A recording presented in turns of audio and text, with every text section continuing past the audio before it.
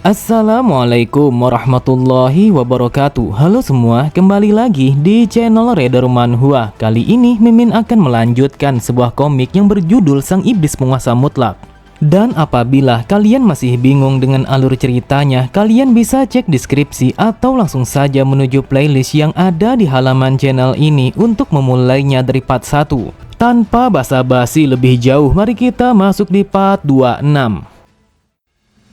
Cerita dimulai, dikisahkan bahwa seseorang yang akan melawan Jeok adalah Kosah, sang pedang racun kematian. Sama seperti julukannya, dia menggunakan sebuah pedang yang dilapisi oleh racun mematikan yang tidak seharusnya digunakan kepada manusia. Sampai saat ini ada begitu banyak orang-orang yang mati melawannya setelah terkena tebasan racun dari pedang yang ia gunakan. Oleh sebab itu, semua orang mengatakan kalau dia sangatlah berbahaya. Tepat di samping Charyon, seorang paktua berkata, "Sungguh malang nasib anak muda ini. Dari sekian banyak lawan-lawan yang mengikuti turnamen ini, namun dia harus berhadapan dengan Kosah yang bisa dipastikan kalau dia akan kalah." Saat mendengar Charyon yang bertanya apakah Kosah sangat berbahaya, orang itu berkata, "Sebuah racun yang ia gunakan sangatlah mematikan. Mungkin itulah sebabnya semua orang yang berhadapan dengan dia di dalam turnamen ini langsung mati seketika." Tepat di atas arena pertarungan itu, sambil tertawa Kosah berkata, "Yang aku dengar kalau kau adalah seorang bocah yang sangat beruntung karena kau telah sampai pada final putaran pertama." Menanggapi ocehan Kosah, dengan santainya Jeok berkata, "Sepertinya kau sama sekali tidak yakin dengan teknik berpedangmu saat ini.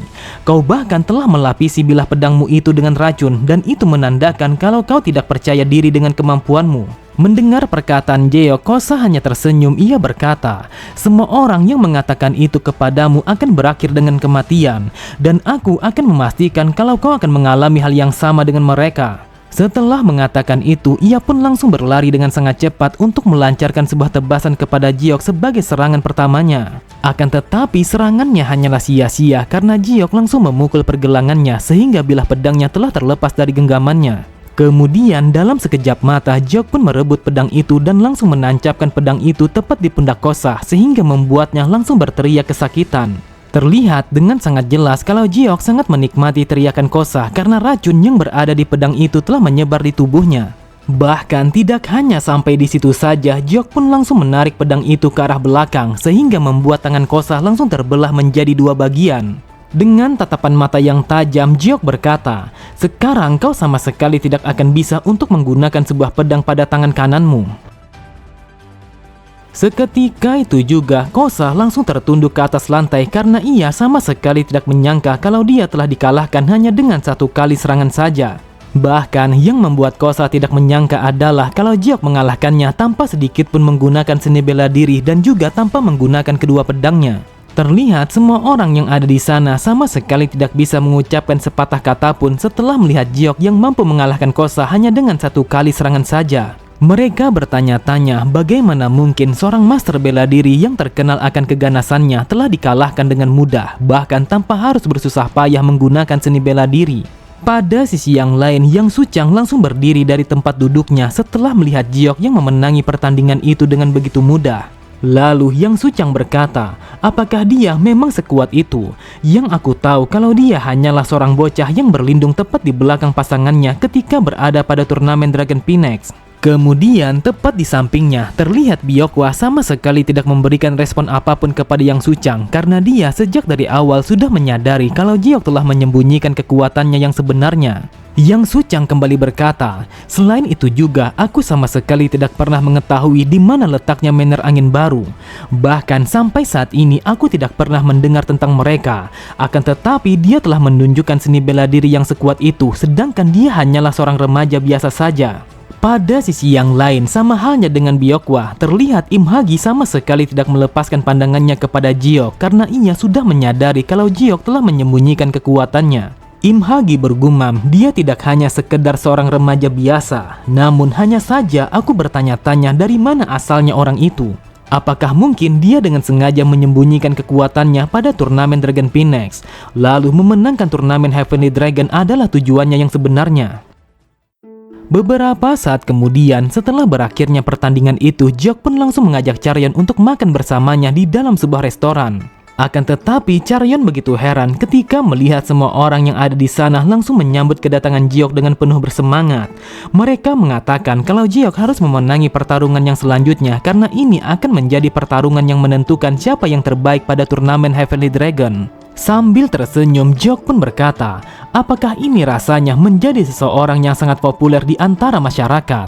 Aku tidak menyangka kalau mereka akan menyambutku dengan begitu bersemangat. Melihat itu, Charyeon bergumam, yang aku tahu biasanya semua orang akan merasa takut apabila mendekati seseorang yang telah berhasil melaju ke babak selanjutnya pada turnamen ini. Akan tetapi yang aku perhatikan, semua orang yang ada di sini sama sekali tidak merasa takut kepada Jiok karena Jiok telah menyapa mereka dengan begitu baik. Kemudian salah satu dari mereka berkata, meskipun kau telah berhasil melaju sampai sejauh ini, akan tetapi seseorang yang paling difavoritkan pada turnamen ini adalah sang pengelana tanpa nama. Mereka mengatakan kalau dia tidak bisa dikalahkan. Bahkan para master bela diri yang katanya terhebat sekalipun sama sekali tidak mampu untuk mengungkapkan sebuah wajah yang tersembunyi di balik topi itu. Charyeon pun berkata, katanya kau telah melihat sebuah pertandingan yang dimainkan oleh orang itu. Lantas bagaimana dia bisa mengalahkan semua lawan yang ia hadapi? Dengan wajah yang begitu pucat, orang itu berkata, meskipun aku menontonnya, akan tetapi aku sama sekali tidak bisa melihat apapun. Sontak, Charyeon begitu terkejut, ia sama sekali tidak bisa memahami dengan apa yang dikatakan oleh orang itu. Sambil mengingat pertandingannya, ia kembali berkata, aku telah melihatnya kalau dia telah bersiap untuk menarik bilah pedangnya. Namun aku tidak tahu apa yang ia lakukan sehingga lawannya langsung kalah seketika tidak lebih dari 5 detik. Yang aku lihat, meskipun dia nyaris tidak bergerak di atas arena itu, namun sebuah serangan yang ia lancarkan sangatlah fatal sehingga lawannya sama sekali tidak mampu untuk melakukan serangan balik.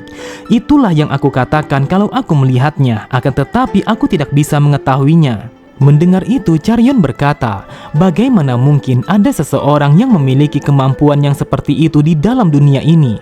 Dengan wajah yang begitu serius, Jiok pun mengatakan kalau ini akan menjadi sebuah masalah yang sangat serius. Charyeon pun bergumam, selama ini aku sama sekali tidak pernah melihatnya menunjukkan ekspresi yang sangat serius seperti ini.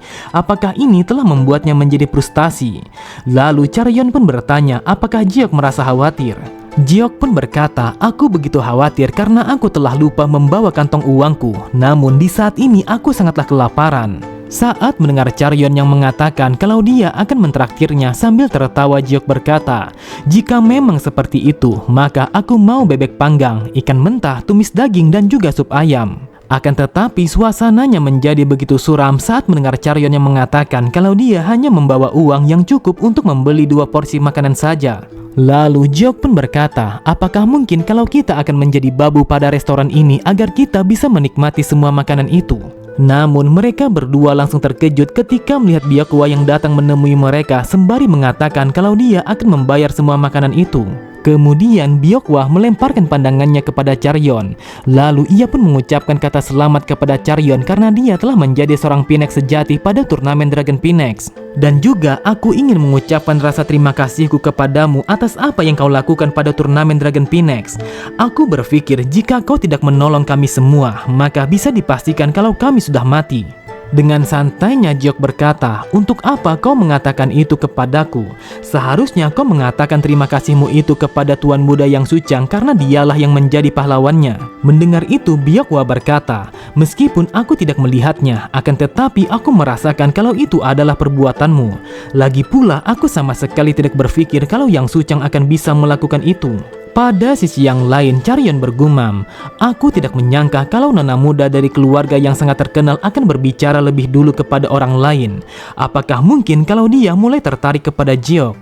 Akan tetapi Charyeon langsung tersentak, wajahnya menjadi merah saat mendengar Jiok yang berkata, Charyeon, kau jangan khawatir karena aku hanya melihat kepada satu orang wanita saja. Seketika itu juga Jiok pun langsung tertawa terbahak-bahak setelah melihat Charyeon yang salah tingkah. Kemudian Jiok pun langsung memalingkan pandangannya setelah mendengar Byakwa yang memanggilnya. Lalu sambil tersenyum Byakwa berkata, wahai Tuan Muda, entah kenapa setiap kali aku memikirkannya, namun tetap saja kau adalah seseorang yang sangat misterius.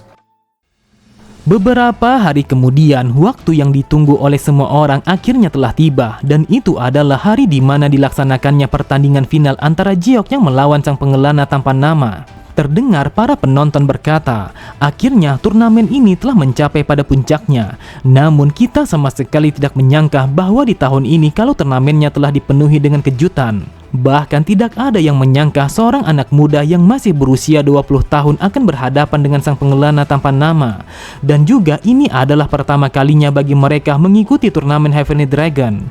Namun dengan kemampuan hebat yang mereka miliki, mereka pun telah sampai pada puncaknya turnamen ini. Tepat di sampingnya, Yang Hwa bertanya kepada Charyeon apakah dia begitu khawatir kepada Jiok. Charyeon pun berkata, jujur saja aku begitu khawatir karena Jiok akan menghadapi orang itu.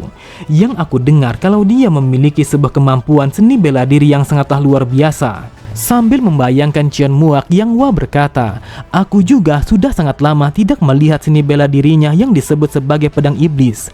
Yang aku tahu tidak ada yang mampu menandinginya dalam waktu yang lama. Akan tetapi entah siapapun yang menang ataupun kalah, hal itu sama sekali tidak akan bisa ditentukan dengan mudah karena mereka memiliki sebuah kemampuan yang sangat berbeda. Pada sisi yang lain, sebagian para penonton langsung berteriak untuk memberikan dukungan mereka kepada sang pengelana tanpa nama karena mereka sangat yakin kalau dia akan menang.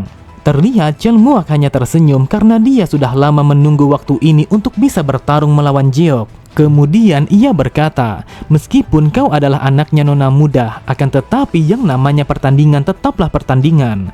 Dan juga meskipun aku harus membunuhmu di tempat ini, namun tetap saja aku sama sekali tidak akan menyesalinya. Menanggapi perkataan Cheon Muak, terlihat Jiok hanya tersenyum, lalu ia pun menarik pedang iblisnya yang terselimuti oleh kain hitam.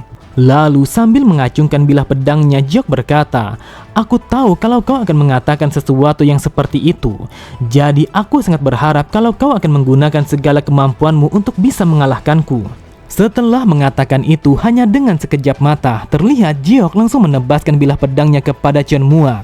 Namun dengan sangat cepat, Cheon Muak langsung membentangkan bilah pedangnya karena ia menyadari kalau Jiok akan menyerangnya secara langsung. Sambil tertawa, Jiok berkata, ini adalah hari di mana aku akan mempertaruhkan nyawaku di dalam pertarungan ini. Oke semua, cukup sampai di sini dulu pembahasan alur cerita kita. Sampai jumpa di video selanjutnya. Wassalamualaikum warahmatullahi wabarakatuh.